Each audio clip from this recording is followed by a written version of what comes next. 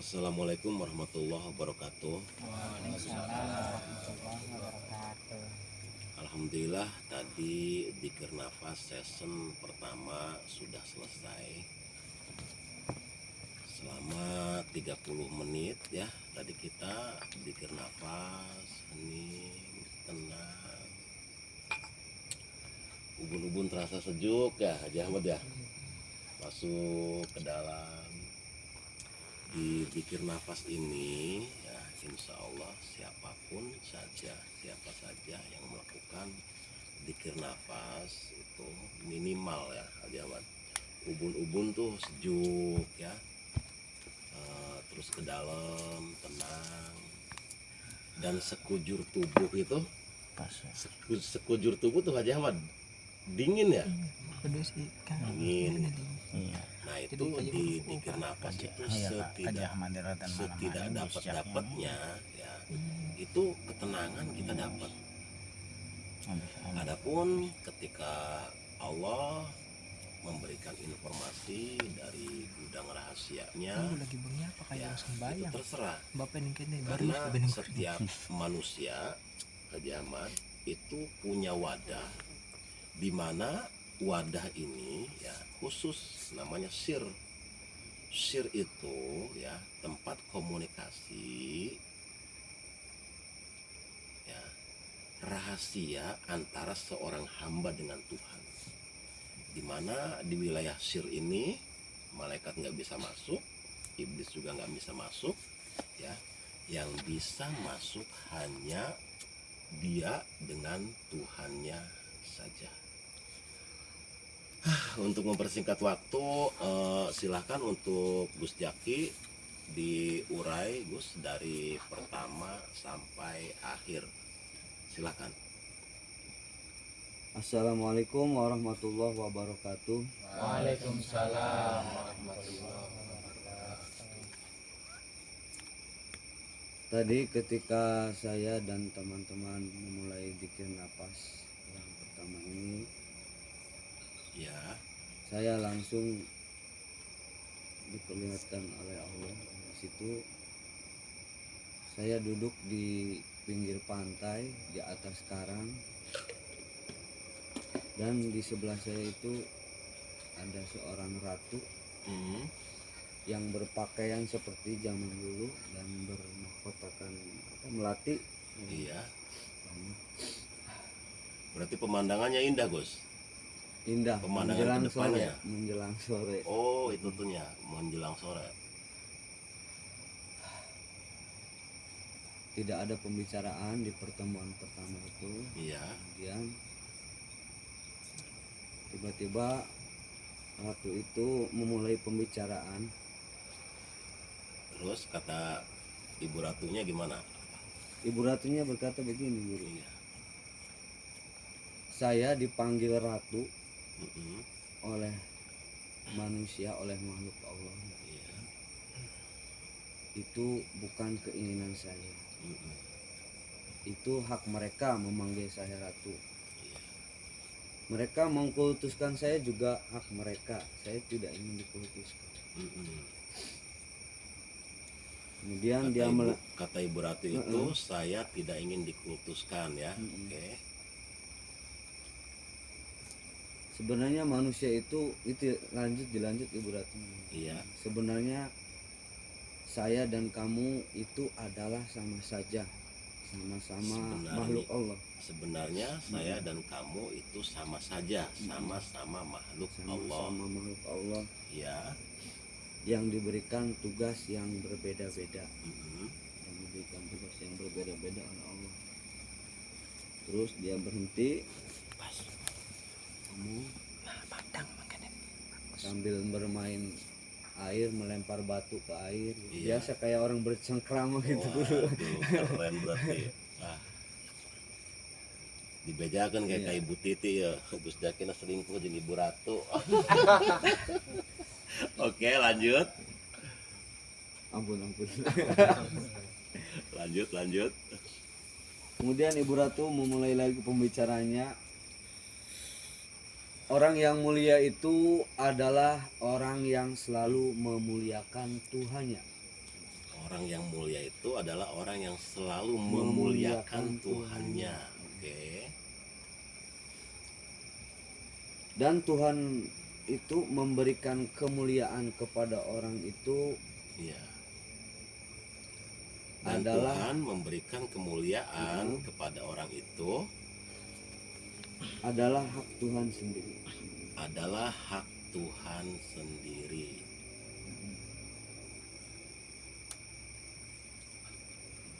Kemudian dia melanjutkan pembicaraannya. Mm-mm.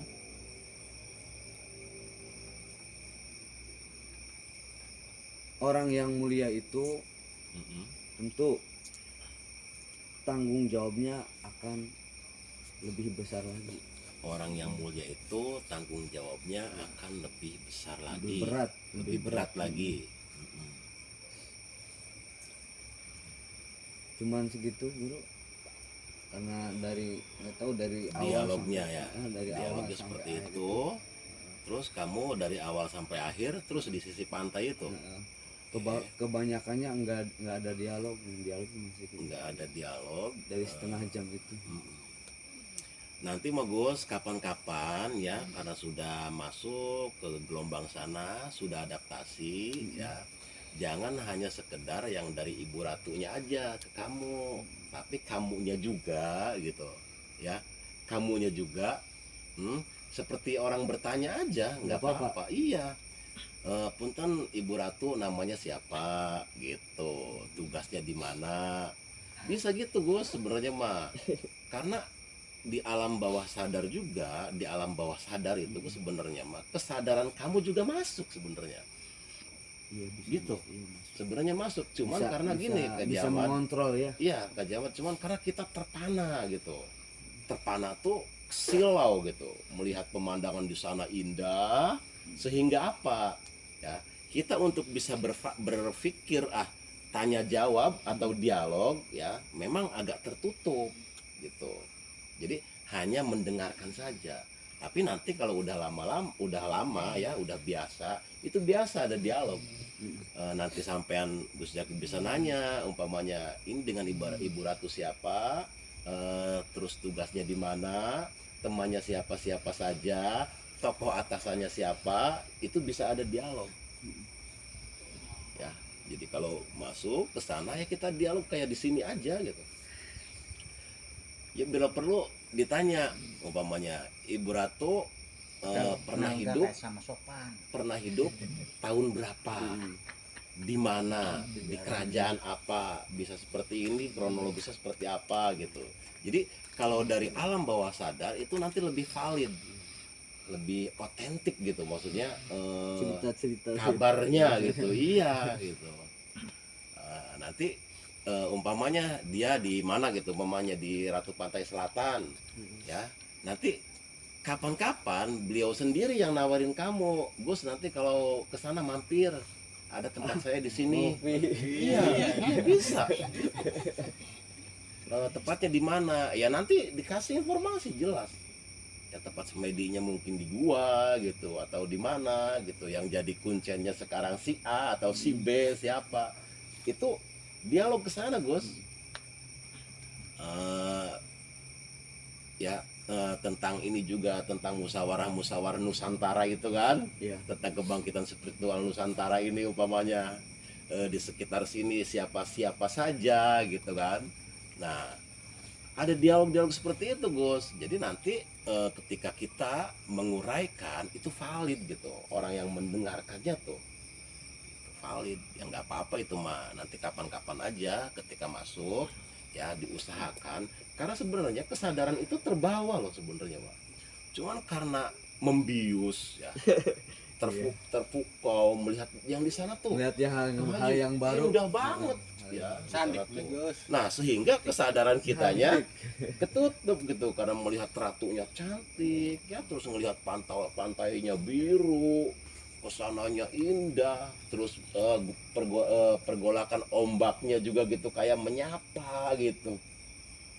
Nah itu kita terpukau gitu, jadi kita hanya bisa mendengarkan ya, itu juga sudah sangat luar biasa sekali gitu kan. Nah apalagi kita sudah akrab, nanti ya yang datang umpamanya siapa, yang seperti kemarin ada Siti Jenar ya, terus kemarin ada Prabu Siliwangi hadir, terus ada siapa lagi Kerajaan Majapahit. yang dari Majapahit itu, raja-raja dari Majapahit datang, ya itu dialog bos, nggak apa-apa. Nanti coba diurai kalimat-kalimatnya, ini sangat indah sekali ya. Jadi jangan sampai terpukau katakan cantik. Jadi beliau itu, kata beliau ya, hak mereka memanggil saya ratu, tapi sebenarnya saya dan kamu sama saja di mata Allah, adalah makhluknya. Yang membedakan adalah tugas. Ya. Job description. Iya, sebenarnya kalau awal Kang Haji Ahmad, awal kita diturunkan ke muka bumi menjadi tamu Allah di muka bumi, ini tugasnya sama Kang Haji Ahmad. Wa ma khalaqtul jinni wal insi illa liya'budun. Tugas awalnya kita mengabdi. Kita semua yang hadir pada malam hari ini semuanya adalah karyawan-karyawan Tuhan. Ya. Semuanya karyawan Tuhan, akan tetapi di job description yang berbeda. Artinya pembagian tugasnya gitu. Makanya dulu waktu Rasulullah, di zaman Rasulullah tadi, ini zamannya Kanjeng Nabi, di zaman Rasulullah, sebelum Rasulullah memproklamirkan bahwa la ilaha illallah, ya, itu adalah kalimat persatuan. Artinya apa? Ya, raja dan budak, ya, itu hanya beda di mata manusia, akan tetapi di mata Tuhan sama nggak? Nah, itu awal mulanya. Tadinya ya orang-orang di Mekah Madinah itu tahu Rasulullah itu al-amin, orang paling jujur ya, orang yang akhlaknya paling mulia, itu setuju semua. Cuman karena kata beliau la ilaha illallah ini adalah kalimat tauhid, kalimat persatuan, budak dan raja di mata Allah sama. Nah, dari situ mulai pergolakan. Nah, tugas pertama kita datang ke sini menjadi tamu Allah ini, Kang Haji Ahmad, itu untuk mengabdi kepada Allah. Jadi ya, dengan job description yang berbeda gitu. Artinya ibu bapaknya Islam, ibunya Islam, bapaknya Islam, turun ke anaknya. Nah, ibunya Kristen, bapaknya Kristen, turun ke anaknya Kristen, ya. Nah, agama Kang Haji Ahmad itu bukan kemauan anak-anak, karena memang sudah warisan dari kedua orang tua, sudah turunan. Jadi ad-din itu bermakna jalan, artinya jalan. Jadi jalan untuk menuju Allah itu, kalau kita dilahirkan agama Islam ya, kita menuju Allah dengan jalan berserah diri ya. Mereka yang umpamanya Nasrani ya, Nasoro dari kata penolong ya, dengan cara menyelamatkan orang lain, itu jalan menuju Allah di job description yang berbeda. Adapun di jalan umpamanya yang Kristen masuk Islam, yang Islam masuk Kristen, yaitu proses. Artinya dia mau menemukan Tuhannya di mana gitu. Yang Kristen umpamanya menemukan nyamanannya di Islam, ya silakan. Yang Islam menemukan Tuhannya di Kristen, ya silakan. Yang paling penting dimanapun agama kamu apapun, ya, yang paling penting itu kamu banyak bermanfaat di sana. Ya gitu kan, kemanfaatannya ini gitu. Adapun masalah agama ya bukan pilihan kita kok, bukan. Jadi ketika ada seumpamanya ya, jalan menuju Jakarta itu banyak jalan, terus saya ngambil satu jalan, ya wis ning jalan sing sejeniki aja pada madani. Ya, sing penting kita sampai Jakarta lebih cepat. Bagaimana caranya? Sampai wusul, sampai kepada Allah. Gitu. Nah,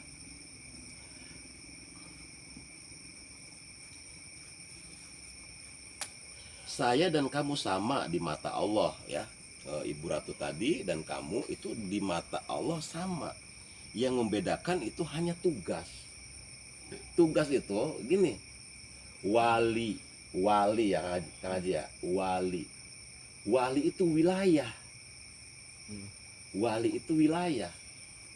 Wali wilayah. Ya. Maksudnya gini, tugas kamu umpamanya di wilayah Indramayu. Ya, di wilayah Indramayu tugas kamu untuk apa? Untuk memberikan cahaya. Ya. Walaupun kita tidak menjadi mercusuar, ya setidaknya kita jadi cahaya lilin. Ya, ari lilinnya urip sih Kak Ahmad. Kalau lilinnya hidup, ya satu lilin hidup, ya 1.000.000 lilin-lilin yang mati bisa hidup nggak? Bisa. Nah, itu. Jadi maksudnya tugas ini ya kita ditugaskan oleh Allah umpamanya menjadi penerang. Ya nggak usah kita se-Indramayu lah, satu kampung aja. Nggak usah satu kampung, seumpamanya satu RW lah, gitu. Iya. Atau paling minimal keluarga. Nah, yang membedakan itu ya job description kita, pembagian tugas kita, ya, itu yang membedakan itu wilayahnya. Maksudnya wilayahnya tuh ada satu desa, ada satu kecamatan, ada satu kabupaten, terus ada satu provinsi. Nah itu nanti dilihatnya dari mana? Ya dari kemuliaan kamu di mata Allahnya. Semakin mulia, maka tugas kamu semakin berat. Artinya semakin kamu mulia, ya tugas wilayahnya semakin luas. Makin luas ya. Gitu. Kerjaan kembali. Iya. Nah, terus di sini orang yang mulia itu adalah orang yang memuliakan Tuhannya, dan Tuhan sendiri yang memberikan kemuliaan itu. Ketika dia sudah mulia, ya tentu tanggung jawabnya pun akan lebih berat. Kang Haji, murni asli ya sih Kang Haji, murni aslinya manusia ini diturunkan oleh Allah diturunkan oleh Allah. Aslinya mulia, ya mulia, terhormat asli sih. Cuman ning tengah jalan kemuliaan ki dirampok. Ya, karo anak kalimatnya haram, zina haram, minum-minuman haram, ngadu jago haram, ya boleh. Nah haram ini maksudnya ya kenang Gusti Allah beli oleh dilakoni, kita yang maksa Kang Haji. Nah ketika kita yang maksa, dari yang tadinya mulia terhormat tadinya, kita ketika banyak melakukan yang haram itu mengurangi nggak susud beli tuh itu. Jadi susudnya itu maksudnya menguranginya itu ya dari apa? Dari perilaku kita. Kitanya dimuliakan oleh Allah, perilaku kitanya tidak mulia. Jadi siapa yang mengurangi kemuliaan? Wahai hambaku, kata Allah, aku menciptakan kamu itu lebih mulia dari apapun. Dari apapun yang aku cipta. Ya. Kamu paling mulia karena apa? Di mana-mana nggak ada ruhku, kata Allah. Tapi dalam dirimu ada ruh. Nah, mulianya itu ada ruh gitu. Nah, sedang kita ya ini jarang menyadari bahwa kemana-mana ini kita selalu bersama ruh ini, jarang menyadari. Kang Haji Ahmad, ada sing umah, takaning kene, sing nganter siapa? Kakina sampean tah, motor, Ruh. Yang mengantar itu ruh. Kalau nggak ada ruh, bisa sampai sini nggak Kang Haji Ahmad? Enggak. Nah, itu kita jarang sadar itu tuh, bahwa kita selalu bersama-sama miruh kemanapun tuh kita jarang menyadari itu. Uang ke Kang Haji, arepan sepira ayu we, arepan sepira gantengnya, bakal ruh helaka kira-kira udah dibeli lagi. Iya. Iya. harapan raja, harapan ratu, ya. Lamun sampean deleng, ya. Lamun juga sampean deleng wis lakar ruhe kah? Wedi bilang deleng he. Jadi bisanya orang, ya maksudnya perempuan terlihat cantik, bisanya laki-laki terlihat tampan, itu karena apa? Karena masih ada ruh di dalam dirinya. Iya kan? Nah, ketika ruh sudah tidak ada, Kang Jamat, dia punya telinga. Telinganya masih enggak? Masih. Bisa mendengar enggak? Enggak. Matanya masih enggak? Masih. Bisa melihat enggak? Enggak. Lisannya masih enggak? Bisa ngomong enggak? Nah itu, atas dasar apa kita merasa mendengar, merasa melihat, dan merasa berbicara? Iya gitu kan? Cara menyadarinya seperti itu. Jadi kalau ruh sudah tidak ada, siapa sih ngelengkah, siapa sih ngomong, siapa sih ngeleng? Bisa ya semua aktif karena ada ruh. Nah itu. Nah terus di sini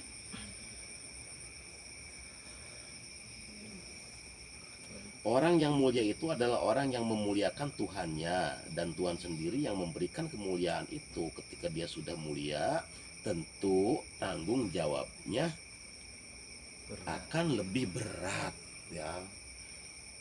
Ya sebenarnya mau begini, ya. Memang iya tugasnya berat. Artinya tugas berat kok. Kang Haji, bakal wong bener mah ningen dibega selalu torog baik ah. Tugasnya ku torog. Bakal wong bener sih. Apa torog bahasa Indonesia ini? Nombok jari bang. Tombok terus gitu. Ya tombok tenaga, ya nggelar ilmu, korban perasaan. Iya Kang Haji. Selalu bakal wong soleh ning endi bae pasti torog. Nah, proses awalnya ini gitu. Untuk bisa umpamane siap torog kinki. Barangnya mah awalnya kan pertarungan. Iya. Pertarungan dalam diri dulu, ya. Dalam diri dapat uang 100.000 umpamanya, yang hak Allahnya 30. Wah, ngasih hak Allah yang 30 di kayak apa beratnya? Sampai sobek kan dong. Makanya Kang Haji bengen zaman pondok Kang Haji ilok ngurung beli kalimat makanan. Yang sulit itu bukan mencari uang, akan tetapi yang paling sulit itu adalah melepaskan, mengeluarkan. Iya. Sing angel ki dudu luru, ya sing angel ku mbuange. Ya, ari luru mah umpama ki, waidi mangkat nyupir umpama sakloyongan 300.000 oli. Ya beli. Tapi 300.000 kanggo Gusti Allah 90 ayo. Abot beli. Nah itu makanya yang sulit itu melepas. Kadang-kadang nolak karin pesak. Jare sing bisikin anakku, temen ya. Iya kan tadi melepas ini yang paling sulit, gototan. Jare buya sih sampai swag. Ibu deh. Pangupay sangang Nah, puluh nolak karin. Tapi kan nanti Kang Haji ya, Dari sangang ya. sedikit demi sedikit ketika kita bisa menyenangkan Allah melalui orang lain, ya. Sedikit-sedikit tanpa kita sadari, itu nanti ketika kita menyenangkan orang lain, itu ada yang menyelinap masuk ke dalam kolbu kita, sejuk. Enakan temennya. Loh, Kang Haji, anak kulku Kang Haji. Dan ini yang tidak ada nilainya. Ya. Membentuk kemuliaan itu dari mana membentuknya, ya? Dia mampu memuliakan dirinya sendiri dan memuliakan orang lain. Gitu. Siapapun saja yang membutuhkan, ya dikasih. Orang mulia itu seperti itu, gitu. Nah, semakin nanti perilaku mulia itu kamu konsumsi, ya semakin banyak, ya kamu semakin tenang, semakin nyaman dan memang iya tanggung jawabnya semakin besar. Gitu. Udah, untuk pertemuan kali ini ya, dialog antara Gus Jaki sama Ibu Ratu cukup sekian saja dulu. Nanti dimulai lagi season yang kedua ya. Untuk semuanya, semoga saja pertemuan kali ini ada manfaatnya. Wabillahi taufik wal hidayah. Wassalamualaikum warahmatullahi wabarakatuh. Waalaikumsalam warahmatullahi wabarakatuh. Asgus jangan terpukau karena cantik kan.